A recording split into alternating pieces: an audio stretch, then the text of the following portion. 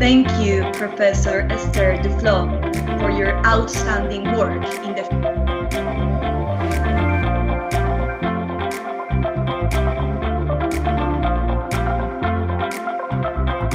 had prompted many people worldwide to devise, test, and scale diverse approaches to fight poverty using an experimental approach at the core of innovation. Today is no exception. Your words and work truly inspire us. After Esther's encouraging words, we now move to a conversation about innovation in the public sphere. In this panel, we will discuss the main challenges for public innovation and how we can promote a culture of experimentation and evidence-based decisions in public institutions. To do so, we have a distinguished panel which, in a fundamental sense, needs no introduction, so I will be brief.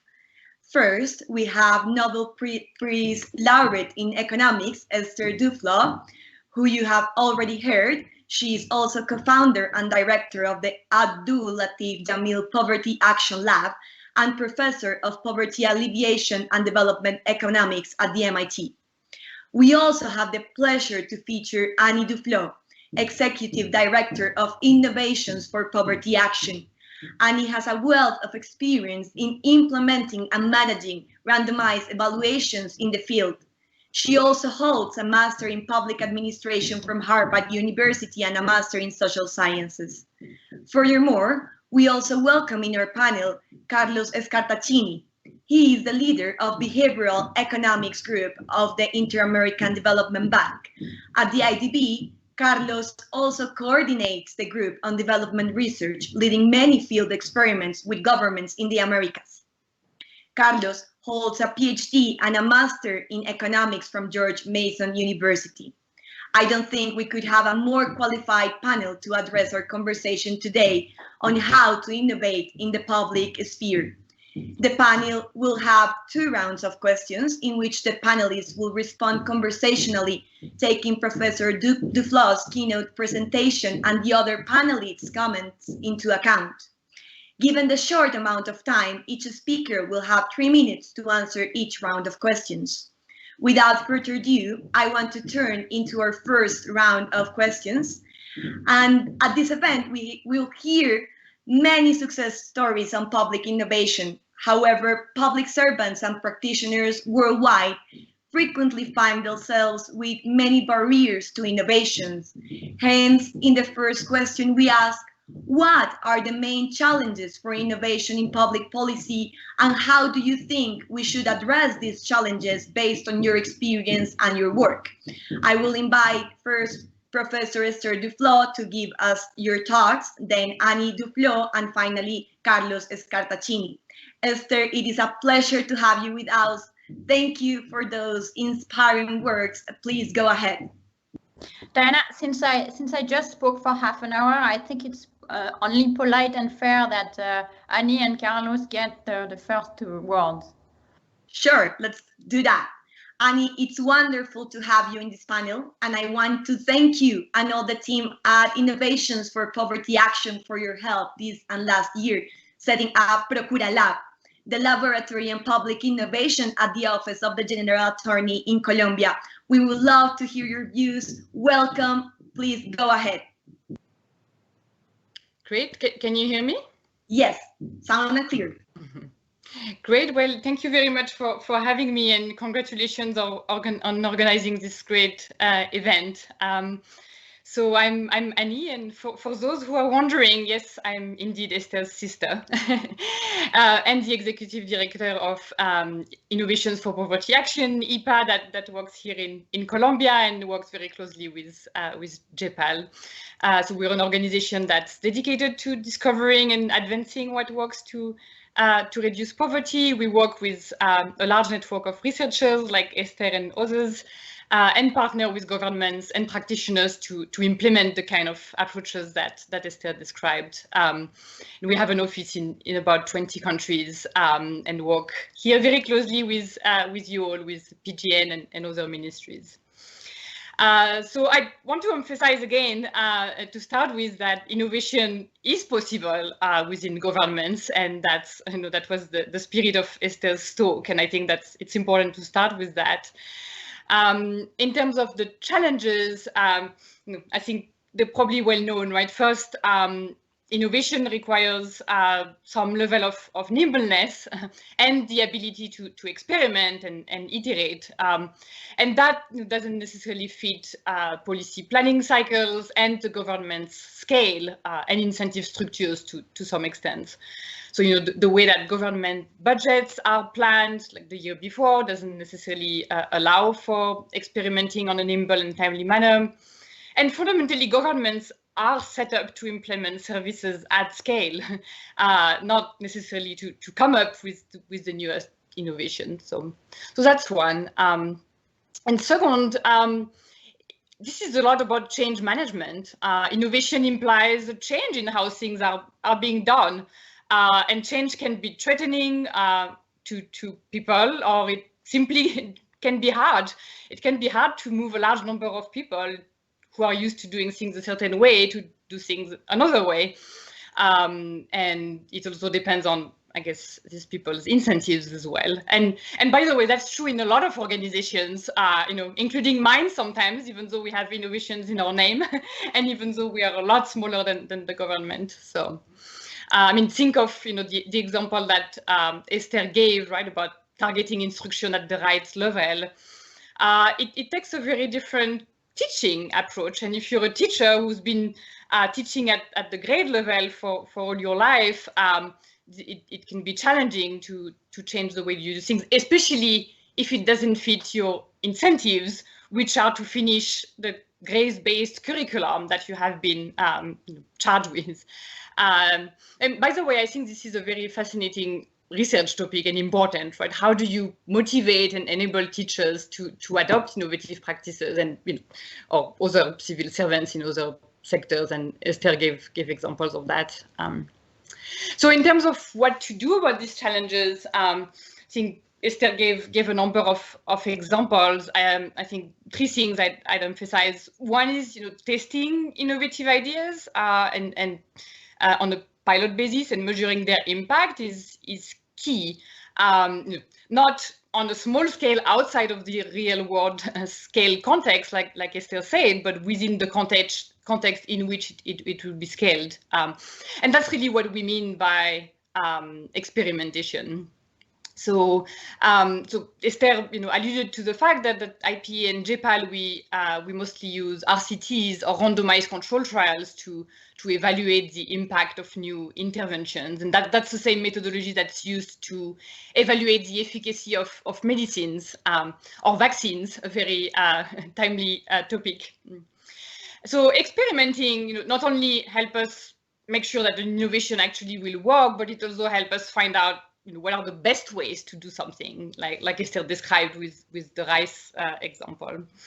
And it can also be very effective to convince both staff and constituents. I think we all know about the Progresa story in Mexico, which is a great example. So that's one, testing innovative ideas. Second, institutionalizing the process of innovating and experimenting, and then incorporating successful innovations into the main system can be quite powerful, and that can be done in the form of a lab. Esther referred to the Mini Lab in Peru, which IPA and JPAL initially supported, and that's a unit that's embedded within the government, but that has the mandate and the ability to test new things, right? And so having that mandate, I think, is really important. And I understand that the Attorney General's office here in Colombia just launched a lab along these lines, an effort which IPA is very excited to support. And then finally, in terms of the other challenge I talked about, change management, I think it's really about the way that the people who will eventually have to implement these new approaches are engaged, trained, and communicated with. So Esther mentioned that I worked in Ghana with the Ministry of Education to help adapt the targeting the instruction to the right level approach in Ghana. And one of the the challenges was around convincing teachers, I guess, to change the way they do things. In the first experiment, it was hard, and despite that, we found quite positive results. But there was a more recent subsequent experiment in which teachers were a lot more likely to implement this new approach. And the difference with the first experiment was that there was a lot more of a national mandate, and national level officials were a lot more involved with the monitoring of the schools and making it clear that this is really part of their goal. So it became part of their overall sort of incentive structure. So I'll stop here. Thank you, Annie, for your insightful perspectives. We now turn to Carlos. Carlos, at the Office of the General Attorney, we're very grateful for the help of the bank to modernize the institutions and foster experimentation. I yield now the floor to you to hear your views. Thank you. Can you hear me, Diana?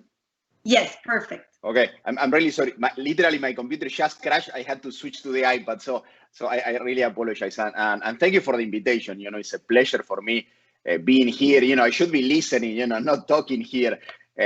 But you know, just to complement what was being said, you know, I have the fortune to lead the behavioral economics group of the Inter-American Development Bank and the development research group of the research department, and we are trying to follow the steps that Esther and all her co-authors have put forward, and all the projects and all the way to try to implement. Clearly, as Annie was mentioning, innovating in the public sector is not easy. There are individual level restrictions, status quo bias, everything was done in certain way for all of this time, etc. There are a lot of bureaucratic level restrictions. Again, some of them were mentioned before. It's very difficult to change rules. So, I have to say that for a very long time, I tried, for example, to implement incentive programs for public employees in the public sector. I have knocked at the doors of many governments, and it's very difficult. It's very difficult because you need to change rules, you need to change regulations. The government's unions tend to be very strong, so it's very difficult, to try to think about anything like pay for performance or anything like that. And then, there are political costs, that many governments do not want to pay, and because there are certain policies that are popular, even if they are not very effective. We know, for example, that giving goodies to people, sometimes is very popular, while doing a lot of hard work like training teachers, etc. Sometimes it's not that popular, or it's not very well known, or has does not have a very strong political benefits. So it's difficult. So what we are trying to do, is just to go around those type of restrictions and go for the big wins. Not only us, many have done it. That's why there is so much innovation, for example, on tax compliance experiments. Everybody's experimenting on tax issues because governments clearly like that and go for that. It shouldn't be our priority, but that's but the good thing about that is that it gives you inroads in order to work with governments. We are doing a lot with COVID, and governments like it. For example, we are running a lot of experiments with many governments, doing, for example, interactive quiz, something very similar to what Professor Dufló was mentioning before, using Facebook, using many of the social media platforms, but trying to make it fun. Okay, not just sending messages, but making people play, learn while playing. Learn how to respond to COVID while playing, during interactive games, etc. So we are trying, to exploit some opportunities, to make some gains, to make some inroads, to create a lot of capacity in governments. We have these online courses, on evaluation and also on behavioral economics. We have more than 4,000 public servants that have been trained, and they are the first that want them to innovate because they learn, they see that it works. So there are it's difficult, but there are many ways, and we are all trying. I will stop here. Thank you. Thank you very much, Carlos, for those insightful perspectives. We now yield the floor to Professor Dufló, Esther Dufló, to give us her views about the challenges and how to surpass them on public innovation. Esther, go ahead. I think Annie and Carlos have said many of the important things already. I think the key is that it's much, that one has to remember that the government, first of all, has a day job, which is to run the government, and number two, has a mandate with citizens to implement a number of things that citizens have voted for or will vote for in the future.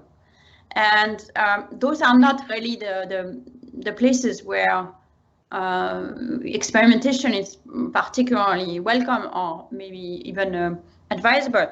But on the other hand, there are all these plumbing problems that I mentioned, which is there are many things that government would love to do. Collecting taxes is one of them, for example, that Carlos said. And government would definitely love to do that. There is no value clash. Everybody agrees that if you have taxes, not everybody agrees there should be taxes on the book, but everybody agrees that to the extent there are taxes on the books, they should be collected fairly and there shouldn't be tax evasion. Or maybe not everybody agrees that how pollution should be regulated, but I think everybody agrees that if there are regulations for pollution, they should be respected fairly by firms. Otherwise, firms are not even on the even playing field, etc.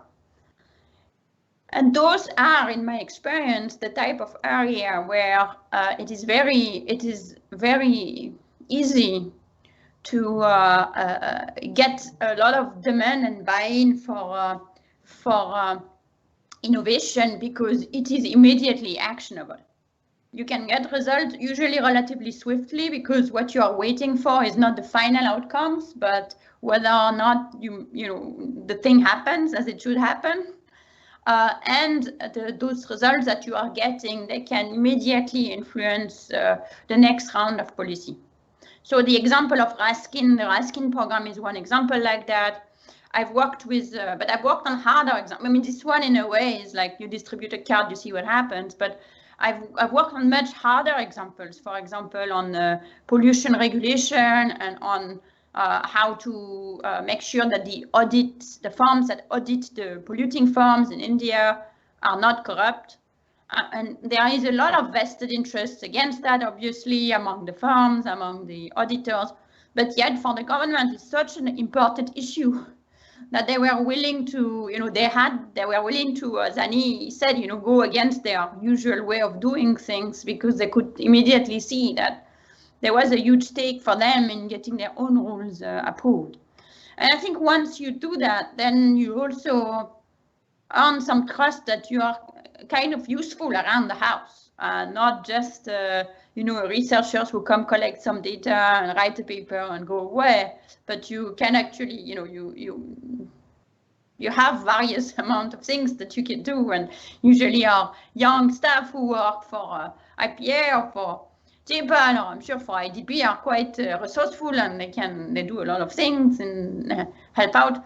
And then I think once you start with that type of relationship, then you can go the next step and try to start experimenting on things that are on a, bigger, that also have some big discussions. For example, it is after working on pollution regulation that the person who was then the Ministry of the Environment, fresh coming from Paris at the COP21, asked some of us some researchers a team to work on whether it would be possible to have an emission trading scheme in India, which is like some much bigger bowl of fish. And that was possible after having been working with these people for a very long time.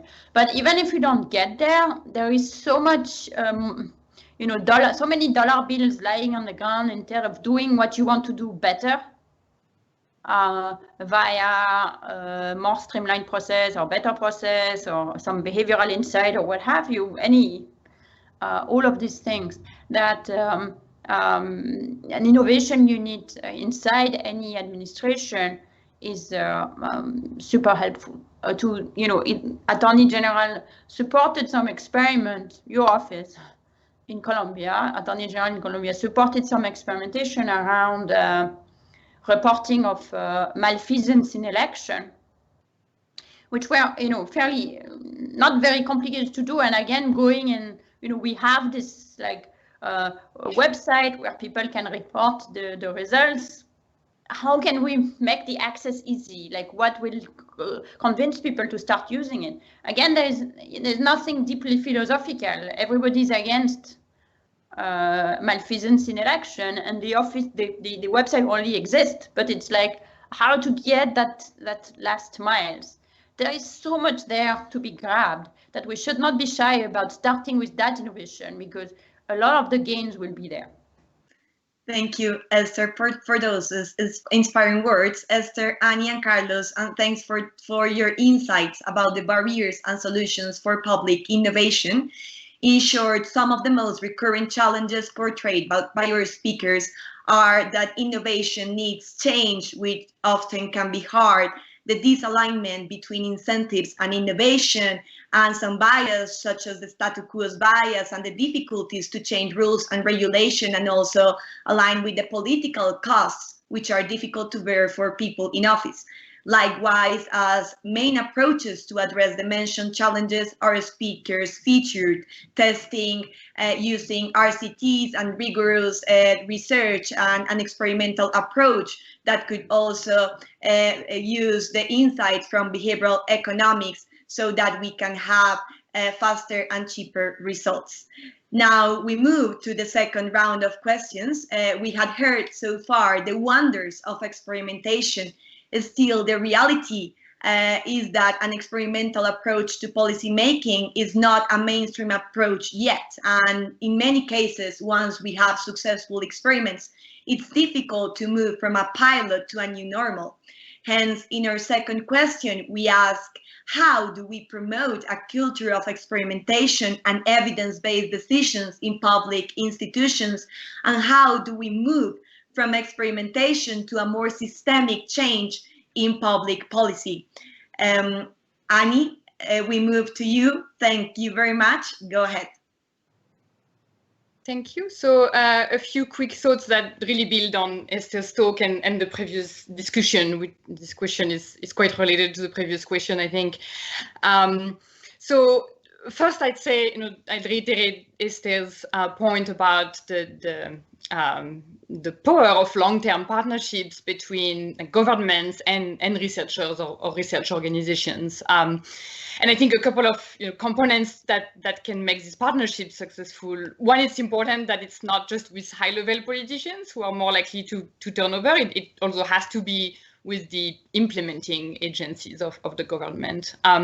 Two, there needs to be a true process of what we call co-creation by both parties. So really a focus on making sure that the research questions that are being asked are the most relevant to the government at that time. And it needs to be a long-term partnership, not just a short-term interaction around one project, like Esther emphasized earlier. So, for example, we're very excited that we're building this kind of partnership here in Colombia with the Attorney General's office, but also the National Planning Department and the Family Wellbeing Institute. A couple of things we're doing with the National Planning Department is to evaluate two programs that are meant to respond to COVID, right? Social protection programs, the cash transfer and a VAT refund. So those are of obvious relevance at this time.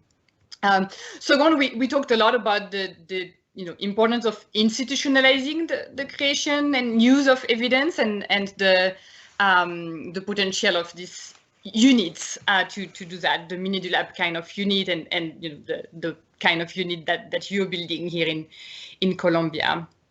I think that can be quite critical to building that culture.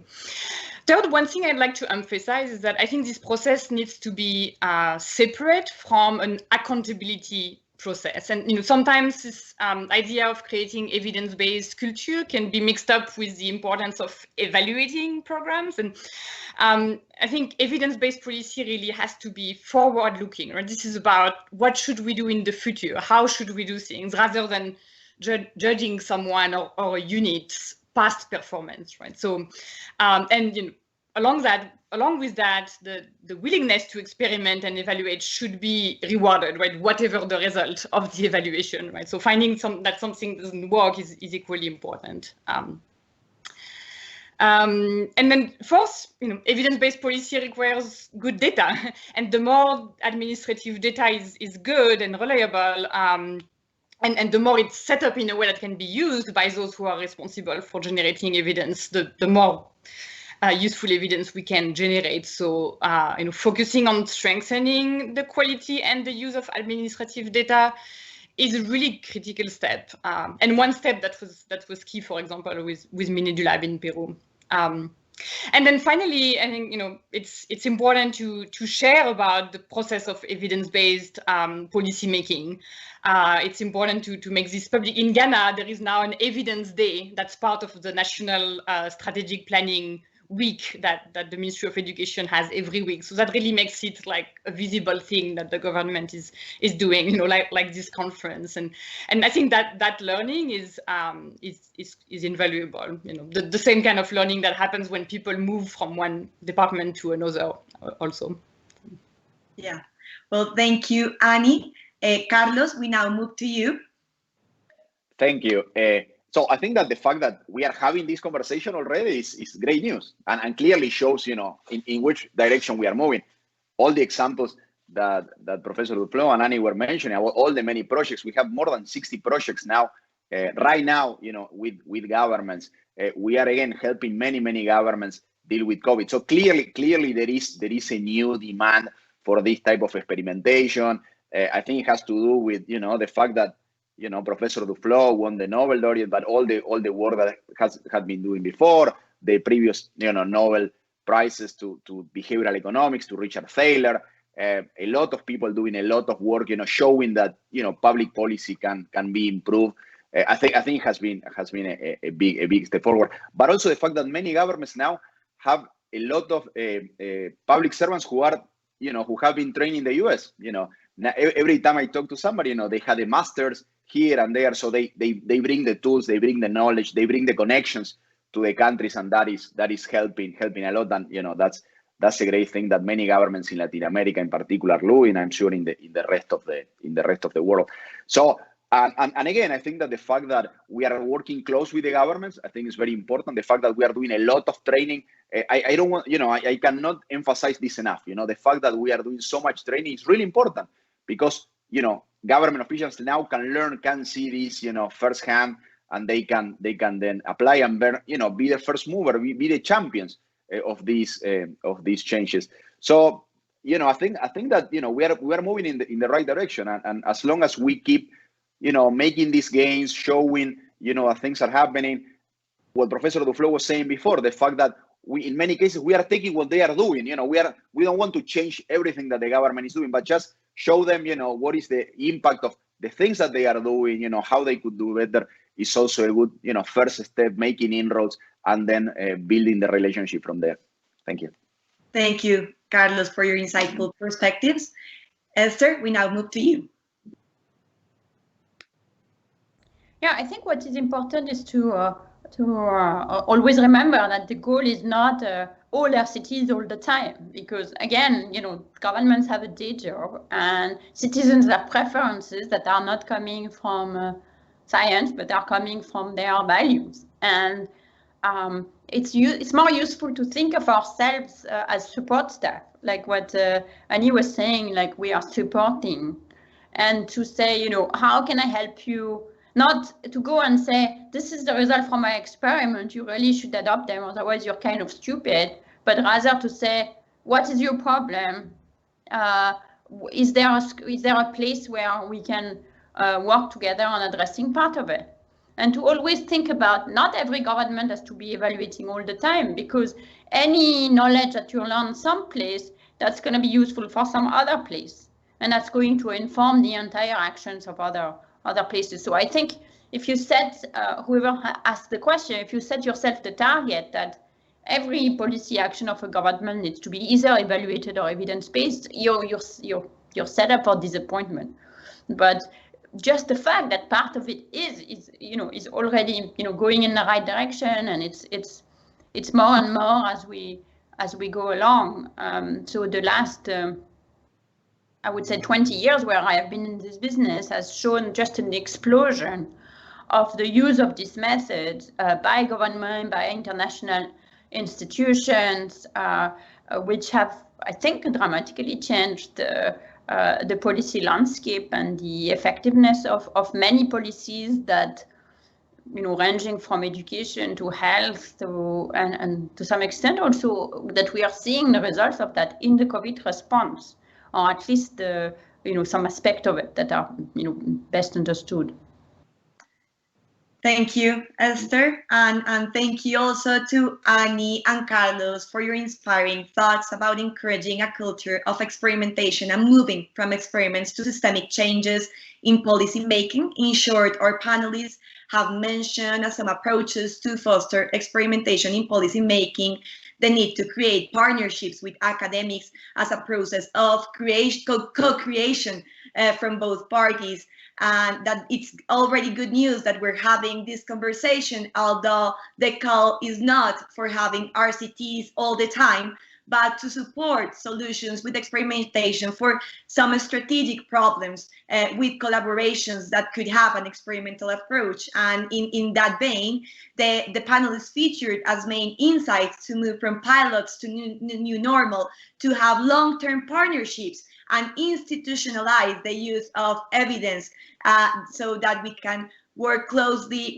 with governments in strategic fields as supporters curing their problems to have those experimental approaches. Sadly, time is running out, so I just want to conclude with a brief recap of Interruptor during this morning. So far at Interruptor, we had explored how the Office of the General Attorney and the National Planning Unit of Colombia are using innovative approaches to guarantee the rights of the citizens, fight corruption, plan policy making, and spend investment resources efficiently and effectively. Likewise, we had also learned how the Inter-American Development Bank helps governments in the Americas to achieve this path. With Professor Dufló's words and lifetime work, we had also discovered the importance of testing solutions to find more efficient ways to reduce poverty so that we can have the best information at hand and a range of tested options to guide policy making. Later on, we moved to a distinguished panel to discuss challenges and opportunities of public innovation based on the experimental methodology proposed by Professor Dufló and her colleagues, enriched with the insights on public innovation from Annie Dufló and Carlos Scartaccini, thanks to their wonderful work at Innovations for Poverty Action and the Inter-American Development Bank. I want to conclude by thanking all of the members of the panel, Esther Dufló, Annie Dufló, and Carlos Scartaccini, for their enlightening perspectives, work, and time.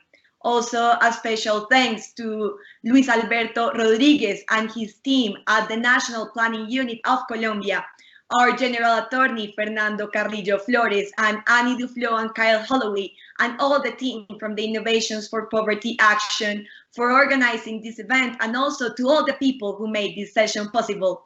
Likewise, a special shout out to all the participants in the audience who are also shaping practice and applied research on public innovation worldwide.